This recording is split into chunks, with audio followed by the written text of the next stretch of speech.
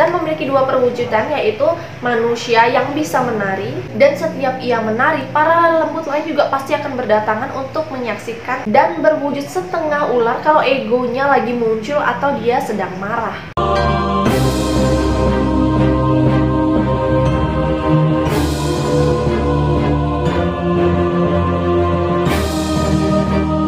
Hai, welcome back to my YouTube channel, dan thank you buat kalian yang sudah klik video ini. Kali ini aku akan menjelaskan sesosok makhluk yang lagi viral nih, oke, lagi banyak yang ngomongin, jadi perbincangan hangat tuh di sosmed karena muncul dalam film yang lagi naik daun nih, yaitu KKN Desa Penari. Oke, siapa nih yang udah pada nonton? Ya, sesuai dengan judul yang udah kalian baca, yaitu mengenai sosok Badarawuhi yang menjadi ikon dari film terkenal ini. Nah, kira-kira astaga, belepotan banget ngomongnya.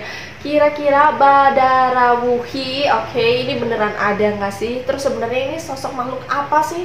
Munculnya kayak gimana? Seberapa mengerikannya? Seberapa seramnya? Oke, buat kalian yang penasaran, tonton sampai habis. Let's get started.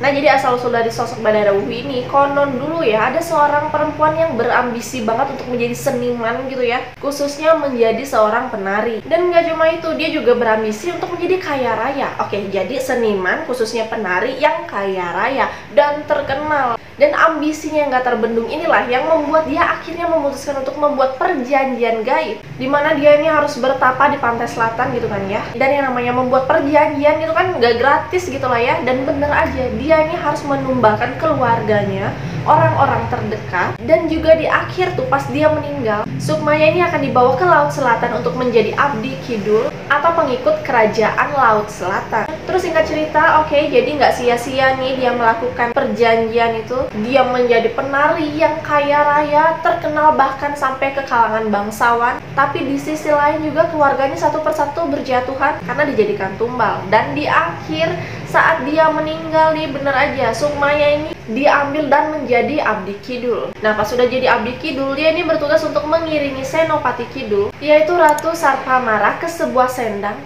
sendang atau sendang, ya mohon maaf kalau salah baca ya, pokoknya kayak kolam gitu, yang berlokasi di alas danda di sekitar lereng Gunung Raung. Dan sendang atau kolam ini juga menjadi keraton dari sang Senopati. Dan seperti selayaknya kerajaan, seperti selayaknya tempat-tempat lain juga lah, pasti ada adat istiadat, ada peraturan yang berlaku, ada tata krama. Sama nih, di sini juga ada larangan, dimana seseorang nggak boleh berbuat sembrono, nggak boleh berperilaku sembarangan, dan nggak boleh melanggar beberapa pantangan nih. Oke, itu untuk penari yang ambisius udah, untuk Ratu Sarpamara udah juga. Nah, di sisi lain nih, ada seorang perempuan yang bernama Ratna Nareh yang merupakan murid dari Calonarang. Buat kalian yang penasaran Calonarang itu siapa, aku udah sempat buat videonya terpisah, di situ udah aku jelasin. Kalian bisa cek di sini nanti. Nah, si Ratna Nareh ini sampailah dia di sebuah desa yang mana merupakan tempat sendang itu atau keraton itu berada. Di sana dia membuat kekacauan serta melanggar aturan untuk tidak melintasi hutan angker. Nah, dia karena ngerasa dia sakti gitu kan, murid dari Calonarang, bodo amat lah sama aturan-aturan gitulah ya. Dia pengen ke sana, ya udah lewat aja. Dimana orang-orang di sana juga sangat takut sama Ratna Nareh karena dia mempunyai ilmu hitam, sakti mantraguna, lu macem-macem dari jarak 50 km gua dari sini bisa buat mati gitu aja gitu kan ya. Jadi semua pada takut nih, oke, nggak ada yang berani ngelawan. Dan lurah di sana yang merupakan seorang laki-laki juga abis dibunuh oleh Ratna Nareh ini. Dan dia ambil alih kekuasaan lah, dia menjadi lurah di desa itu, oke. Dia juga mempunyai banyak pengikut, banyak murid juga. Sampai pada suatu hari dia ini menantang semua lelembut, semua makhluk halus yang ada di sana. Dia tantang satu-satu nih, disuruh keluar satu-satu dan akan dihabisi gitu ya, karena dia ngerasa hebat. Dan dia juga melanggar satu aturan lagi, dimana di sana nggak boleh diadakan tari-tarian berisi gamelan gitu lah ya. Pokoknya nggak boleh mengadakan pementasan kayak begitu. Tapi si Ratna Nareh ini justru sengaja nih, orang-orang nih dia pilih satu-satu para gadis untuk menjadi penari, dan juga cowok-cowok dipilih nih yang masih remaja untuk mendendangkan gamelan. Ya bener aja, datanglah itu semua lelembut tidak terbendung, termasuk abdi-abdi kidul yang ada di sana juga pada berdatangan. Mereka merasuki tidak cuma para penari, tapi semua penduduk di sana yang menonton pementasan ini. Semuanya kerasukan, sampai yang bawa gamelan itu juga kerasukan semua. Mereka menari nggak terarah, matanya melotot melirik ke sana ke sini. Pokoknya keadaannya gaduh banget. Dan kalian tahu Ratna Nareh ini gimana? Ngelihat semua orang pada kerasukan, dia justru seneng, dia ketawa ketawa-ketawa, wah sesuai nih sama ekspektasi gitu kan ya. Mohon maaf nih, dia ternyata melakukan mengadakan pementasan ini emang sengaja agar dia ini bisa menyerap energi makhluk penghuni alas Danda untuk menambah kekuatannya. Dan dia juga langsung mengucapkan mantra-mantra untuk memenjarakan para lelembut itu di badan manusia-manusia ini. Dan hal ini pun membuat Ratu Sarpamara marah. Nah, kalian tahu Ratu Sarpamara inget nggak tadi? Jadi Ratu Sarpamara ini Senopati Kidul, tadi udah aku jelasin di awal ya. Nah, Ratu Sarpamara ini marahlah melihat kesombongan dari Ratnanareh.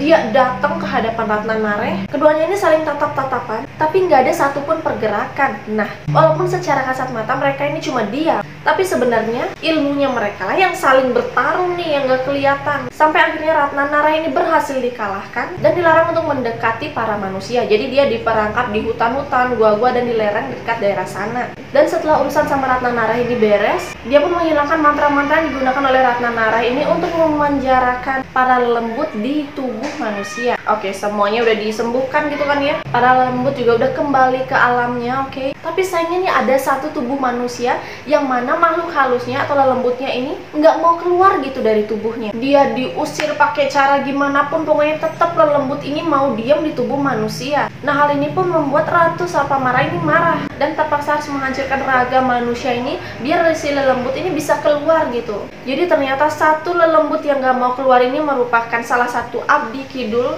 yang mana di awal aku ceritain dia berambisi jadi seorang penari itu. Oke, nah itu dia lelembutnya ini yang gak mau keluar. Ternyata karena mantra dari Ratnanareh tadi membuat ambisinya untuk menjadi seorang penari ini muncul lagi gitu. Ya makanya dia gak mau keluar dari badan manusia ini biar dia bisa menggunakan badan manusia ini untuk meneruskan ambisinya yang dulu itu. Dan sebagai hukuman Ratu Sarpamara pun menghilangkan atau mencabut kekuatan dari abdi kidul ini, dan dia juga diusir tuh sama sang ratu, pergi lu jauh-jauh gitu kan ya, karena tidak mematuhi perintahnya. Dan sejak saat itulah mantan abdi kidul ini, ya aku bilang mantan gitu ya karena kekuatannya udah dihilangkan semua kan. Mantan abdi kidul ini berkelana ke lereng-lereng gunung, dari hutan ke hutan, mendiangi sendang ke sendang. Dan mantra dari Ratnanareh tadi membuat hasratnya untuk menjadi seorang penari ini muncul terus nih, oke. Dan membuatnya dikenal sebagai tanda kledek, mohon maaf kalau salah baca, atau penari gaib. Dan setiap ia menari, para lembut lain juga pasti akan berdatangan untuk menyaksikan pementasannya. Jadi kayak gimana ya, kayak manusia yang lagi pentas nari ini terus ada penonton lah gitu. Lembut di sana juga jadi penonton gitu ya. Ya karena mantra tadi tuh, jadi masih ada efek sampingnya gitu lah dari mantra yang tadi diucapkan sama Ratnanareh. Dan juga mantan abdi kidul ini masih dianggap sebagai subada atau kuat yang sering rawuhi atau mendatangi sendang atau kolam di tengah hutan. Dan dari dua kata ini, subada dan ngerawuhi, makhluk ini pun dinamakan subada rawuh atau subada ngerawuhi. Dan pengucapannya ini pun mengalami perubahan seiring perkembangan zaman juga menjadi badarawuhi seperti sekarang ya. Dan dia menempati hutan-hutan di Jawa Timur. Dan walaupun kekuatannya udah dicabut gitu lah ya sama sang ratu, tapi menurut legenda yang beredar, penampilan dari Badarawuhi ini masih sama, mengenakan pakaian serba hijau, selendang hijau, dan memiliki dua perwujudan, yaitu manusia yang bisa menari dan berwujud setengah ular kalau egonya lagi muncul atau dia sedang marah. So guys, itu dia sekilas mengenai sosok Badarawuhi, bagaimana asal-usulnya sampai dia bisa diangkat menjadi sebuah film KKN Desa Penari yang berada di hutan. Oke, gimana nih menurut kalian? Sebenarnya masih ada banyak versi juga mengenai kisah kemunculan Badarawuhi. Kalau kalian ada versi lainnya, kalian bisa komen di bawah. Penasaran? Dan gimana nih pendapat kalian? Apa kalian mempercayai adanya sosok Badarawuhi atau tidak? Itu kembali lagi menurut kepercayaan masing-masing. Dan sekian dulu video kali ini. Jangan lupa untuk subscribe, like, share, komen, dan juga aktifkan lonceng kalian agar kalian tidak ketinggalan video-video terbaru dari aku. Sorry juga kalau misalnya aku ada kekeliruan. And see you on the next video. Bye!